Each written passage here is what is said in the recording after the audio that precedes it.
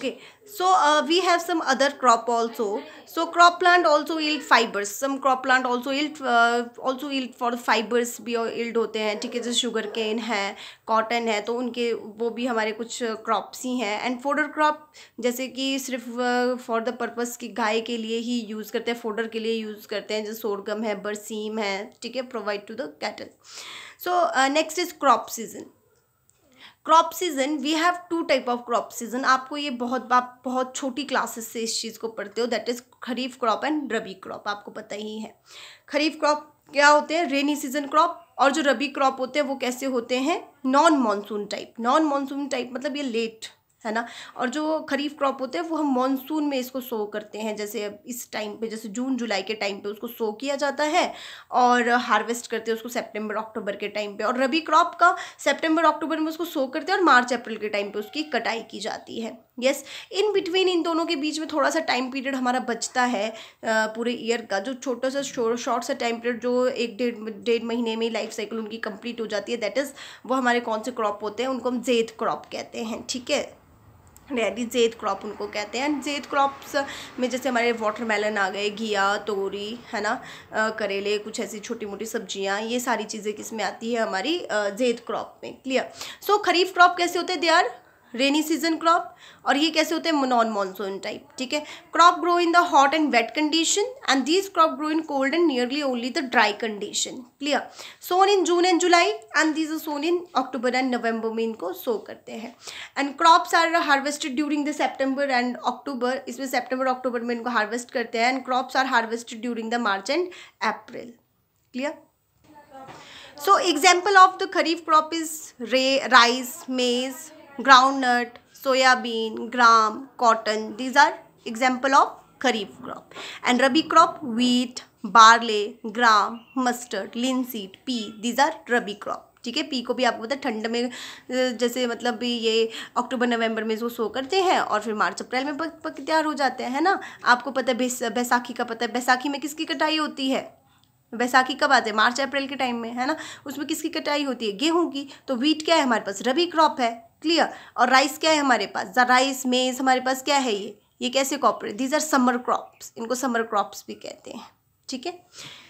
Next topic is mechanism of crop variety improvement. Now अब ये क्या है mechanism of crop variety improvement.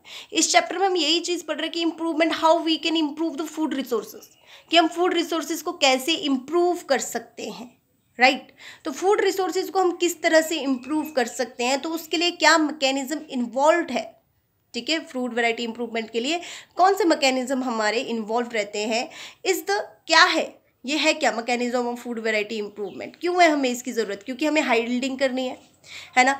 और हमें क्या करना है, डिजीज़ रेजिस्टेंट हमने वैरायटी तैयार करनी है. ठीक है, ताकि हम जो क्या होता है कि खेत में क्रॉप्स सो कर दिए लेकिन उसमें क्या होता है, कीड़े लग जाते हैं, सारा क्रॉप बर्बाद हो जाता है. सो दैट हमें डिजीज़ रेजिस्टेंट वैरायटी चाहिए. तो वो वैरायटी तैयार करने के लिए भी हमें क्या करना पड़ेगा, कुछ ना कुछ जेनेटिक इंजीनियरिंग के थ्रू हमें जीन्स को मॉडिफाई करना पड़ेगा. डिजीज़ रेजिस्टेंट जीन उसमें हमें इंक्लूड करने पड़ेंगे, उसके अंदर इनकॉर्पोरेट करने पड़ेंगे. राइट. ठीक है, तो इस तरह से हमने क्या करनी है, क्रॉप वैरायटी इंप्रूव करना है. क्रॉप की वैरायटी को इम्प्रूव करने के लिए क्या क्या तरीके अपनाए जाते हैं, किस तरह से अपनाए जाते हैं, हम वो स्टेप्स अभी अंडरस्टैंड करेंगे.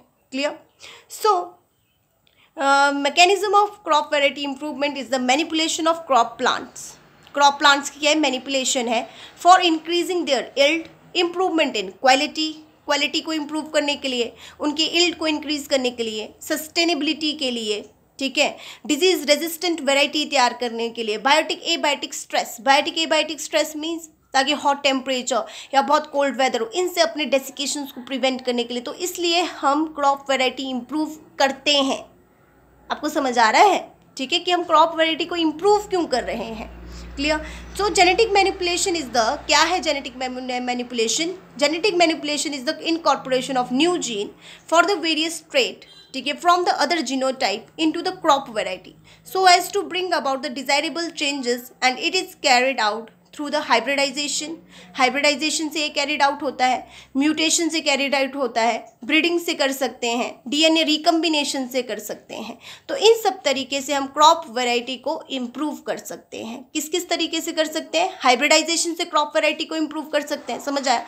हाइब्रिडाइजेशन है क्या, वो हम 1 बाय 1 अभी डिस्कस करेंगे। क्लियर? लेकिन पहले आपका माइंडसेट अब बिल्कुल क्लियर होना चाहिए कि what we are going to study और हम कर क्या रहे हैं। हम कर रहे हैं क्रॉप वैरायटी को इम्प्रूव। क्रॉप वैरायटी को इम्प्रूव मतलब कि क्रॉप वैरायटी को हम किस तरह से इम्प्रूव कर सकते हैं। ठीक है? और क्यों कर रहे हैं?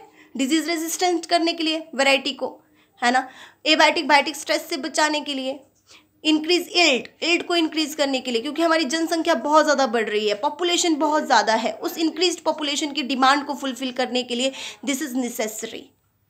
यस, है ना, ये बहुत ज़्यादा ज़रूरी है। क्लियर? तो किस किस तरीके से हो सकता है? हाइब्रिडाइजेशन से, म्यूटेशन से भी हो सकता है, ठीक है, और किस तरीके से डीएनए रिकम्बिनेशन से भी हो सकता है। तो इन सब चीज़ों से हम, इन सब तरीके से हम क्या कर सकते हैं? क्रॉप वैरायटी को इम्प्रूव कर सकते हैं थ्रू प्लांट ब्रीडिंग। ठीक है, प्लांट की ब्रीडिंग करवा के। So steps we will discuss 1 by 1।